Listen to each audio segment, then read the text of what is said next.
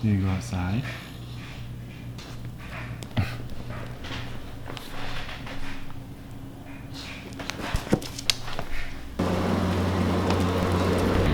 Good boy.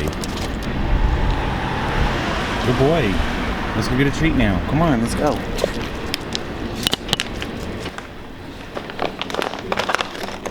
Oh, yeah. I'm such a turd. You've been such a butthead lately, huh? Recently. Such a butthead.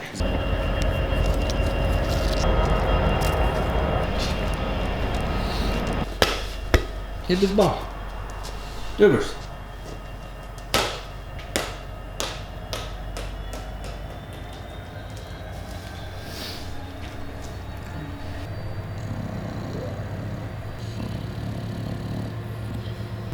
You're grumpy today. You tired?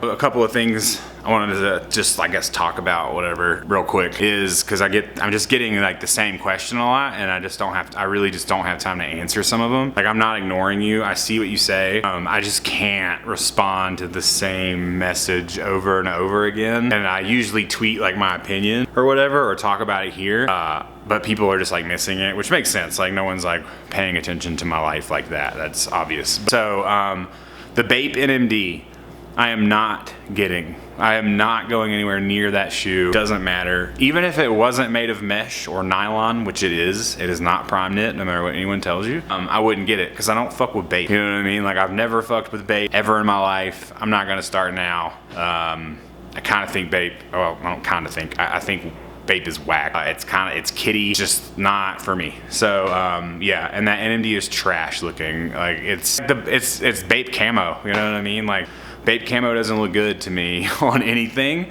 and it definitely doesn't look good on a mesh NMD. I really feel like they dropped the ball on that shoe. You know, it's funny to me because some people are hating on the duck camo NMD, which is also not a favorite of mine. And some people will tell you the duck camo one is whack, the Bape one is fire. And that is what you call a hype beat. Real quick about the drop. So everything is basically sold out now. And everything will be shipped out. Everything should be shipped out of here by Monday, like at the latest. Everyone should get a shipping notification on Monday, Tuesday at the latest. So everything's ready to go. It's being packed right now. And yeah, so it's on the way to you. And then SneakerCon New York. If you follow my Twitter, I'd realized that I had been telling everybody that I was gonna be there on Monday, I was gonna be there on Saturday and Sunday. Then Sager informed me that I'm not gonna be there on Saturday and Sunday. So then I tweeted that out, that I wasn't gonna be there. And then I got kind of flamed for it because I'd already kind of said I was gonna be there. I changed my ticket, will be there on Saturday and Sunday now. The only difference is that I'm only probably gonna have merch on Saturday. I will be around Sunday to like say what's up and meet everybody and you know, chop it up and you know, do whatever. Another question that I keep getting, and some people even make like kind of like, in my opinion, a little bit of offensive remarks. They don't understand some things, I guess, but it's generally how it goes. People who don't know what they're talking about end up being offensive because they're talking and not listening. But yeah, so how do I afford my shoe addiction and my life in general? I can't really explain that without explaining like how I got here, you know, to this place. Because some people are under the impression that I'm rich, or that I was born with money, or that I have parents that give me money, or, I mean, I think some people think that I like won the lottery. I don't know. I work my ass off. That's how I afford all this. I've worked my ass off for a long, long time. I've been a professional tattoo artist for over 15 years. I've worked in some of the best tattoo shops in the world, traveled all across the country tattooing hundreds and thousands of people. I've worked really, really hard at tattooing, you know what I mean? A lot of people don't understand and think that no tattoo artist could make that much money or da-da-da-da. And it's true, like most tattoo artists don't make a lot of money because most tattoo artists fucking suck. And that's just the way it is. Like most of the tattoo artists you see on TV fucking suck, you know? Like it's just, I agree with you. A lot of people can't do that, you know what I mean? But me and the artists that I surround myself with and my friends and my colleagues, we all can do that. We are all top tier. Most of us at the shop are booked out months in advance. There's no shortage of clients that are trying to get in our door. I do it by working, and how I got to be a tattooer is just also by working really hard. I went to college for about 3 days. My mom basically guilt tripped me into going to college. I went there for a few days. The people talking in class were morons, you know, and I just decided that that's not what I wanted to do, you know, and I didn't know what I wanted to do. I didn't set out to do anything like, I was like, oh, I'll be a tattoo artist and this will be successful. I just found something that I liked and fell in love with it, and then I let that just consume me, and that's what I do, you know. And with tattooing for 15, 16 years and being a creative person just in general, this is the first time that I've been able to step away from tattooing at all and kind of like just do something a little bit different, all while still tattooing. But this is the first, like 15 years, the first time I felt comfortable really where I can like chill out a little bit and not tattoo like all day, every day, you know, and be more selective with who I tattoo and what I tattoo. Yeah, but that's how I make my money. And then I don't, you know, people ask me like, why I don't buy a house and why I don't have a car and why I don't have this and why I don't have, like my whole thing in life in general with buying, everything you buy is pointless. You know, like don't think for a second that I think that this shit means anything. I love shoes. It's something that I really, really enjoy. I think everyone here can tell that I'm really passionate about it, that I'm not just like making it up. That's a love of mine. Like I'm walking around the planet and I love shoes, right? So I'm just going with that. I don't love houses. I don't love cars. There's plenty of people that do. There's plenty of people that do that and want to do that, and that's fine. Like some people collect fucking, I don't know what people collect. Watches. I don't know. For me personally, I don't think it matters what it is that you collect. If it's property, if it's shoes, if it's stamps, it all goes back to the house in the end. When you're dead, the shit goes back to somewhere. Like it gets resold. Your house, no matter if it's paid off, someone else's decisions decide what happens with its future. Like it's just not yours. I've just decided to put my money, my time, and my energy into the things that I actually like, and not the things that the world tells me I should like houses or marriages or whatever the fuck. That's just how I look at it, you know. So my motto on that is just to like bust your ass and work really, really, really hard and like always be grinding, and you don't have to really worry about how much, you know, some stuff costs within reason. Hopefully that clears that up and is not in any way offensive. I'm not mad. I hope I didn't come off like mad. I'm not mad, because people also think I'm mad a lot when I'm not. I just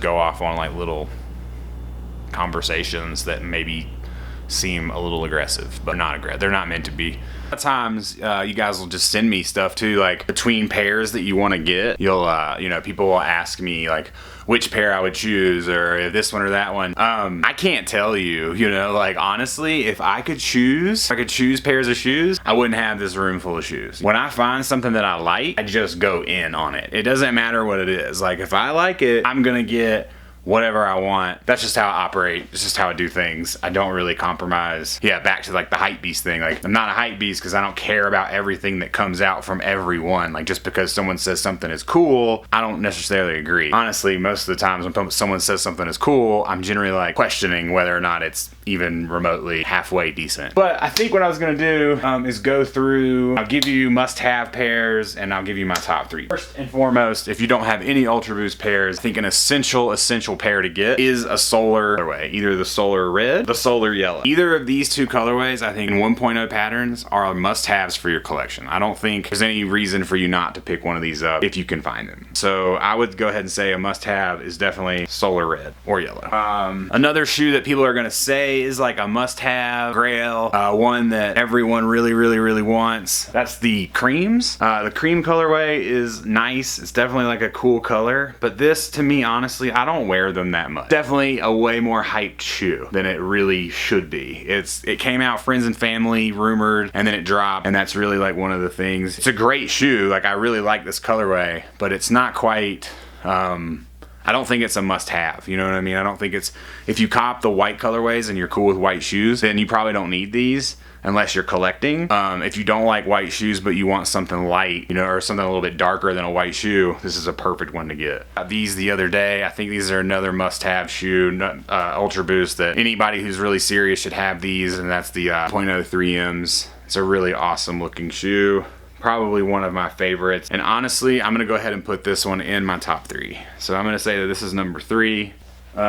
Another one that I think everyone should have, I think that it's like a must-have shoe if you're into white shoes. A lot of people aren't, so this can kind of be like flip-flopped, I guess. Either of 1.0 in the black core 1.0s or the whites are a must-have for your collection. Both are super clean. The whites is the one that most people get hyped about because Kanye wore them. I definitely think it's a fucking great shoe. It's one of my favorites for sure. So the all white, I think, is a definitely must cop. Then the blacks 1.0 with the different blue and gray knitting, I think is also a must cop. I think everyone should have just the, the regular pair. These everyone talks about all the time, the Hypebeast Uncaged. This was one I definitely went after pretty hard, but like as far as like one of my favorite UltraBoosts, like it's really not. Kind of whatever. Like it's definitely just a hyped up shoe. They're cool. I really like the pattern and the gradient in it. I really like the 1.0 pattern and the colorway, and I like the way that these look. But as far as having these be a shoe that everyone needs to get or like to complete your collection, I mean, there's not much of a difference, right? There's not a huge difference in those two shoes, just a little slight coloration. Just basically looks like an like if someone is on the block with you and they have they've uncaged one of these, it looks pretty much the same as this.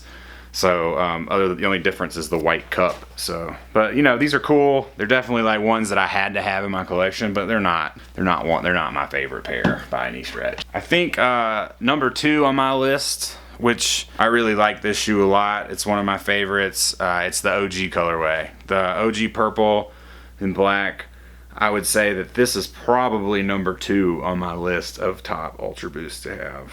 Definitely like great colorway. They haven't overdone this at all. You still can't really find them that much. A lot of people have been hating on the Uncaged, and I can understand it. When Uncaged came out, there was a ton that just dropped like right away, and it was just like kind of crazy. And there's always going to be the contrast and comparing to like the other Uncaged versions. But I really like a lot of the new Uncaged stuff that's coming out. So I think a must cop is any Uncaged colorway. I think that everyone should at least try these out. A lot of people think they're more comfortable than regular UltraBoost. So I'll put that on a must cop list. Like you definitely, I think if you're into UltraBoost, should get at least one pair of Uncaged. Uncaged UltraBoost, must cop.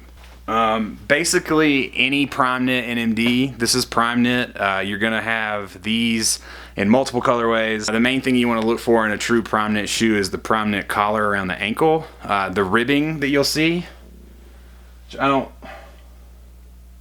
have any because I don't buy mesh NMDs, so I don't have any to show you, because if I get anything like that, I just sell it. But the closest thing, you'll see on a mesh NMD, which this isn't mesh, this is also PK, but a mesh NMD will have a collar like this, which means that it's not prime knit. If it has a collar like this or a collar like that, then it's prime knit. PK NMD, put that on your list. Definitely need some prime knit in your life. If you have mesh, this will change your life. This will change everything for you. And then last but not least, this is not one that you must cop, but this is definitely one for the collection that I think everyone definitely wants in their collection. I think this is one of the more highly coveted shoes. It took me a long time to find it. Still out there, be careful. A lot of people know this is a highly coveted shoe, so there's a lot of scams going on. I'm gonna put this in with this is one of my top 3s as an audible. So because there's not really any white shoes in there, I would maybe take one out and put this one in. So my top 3 includes 4, because you never know what might happen. And I don't like rules. It's S&S. I would say this is the grail cop. Most people would say this is one that they would just want to have no matter what to end with, or if they could only have one pair, it would be this one. It's definitely a super dope pair. I know I just said it was a top 3 and then a top 4, but it's really a top 5 because my absolute favorite pair of UltraBoosts is the Woodwood Blacks. This is those Woodwood. I talk about these all the time. They're my absolute favorite pair. If I had to pick one, this would be it. I have 2 pairs now, working on a 3rd. The Woodwood is an absolute must-have, must-cop for me. It's really hard to find now. The prices on these have skyrocketed, so I don't really know, but super fire. My absolute favorite pair, Grail. As many pairs as they possibly could make is the Woodwood. The stuff that I didn't mention doesn't mean I don't like it. It's just the stuff that you have to have, you know, like, and I didn't really want to go into like the XR1s and human. Really, I can't make decisions like that, you know, because look at this ridiculousness. But yeah.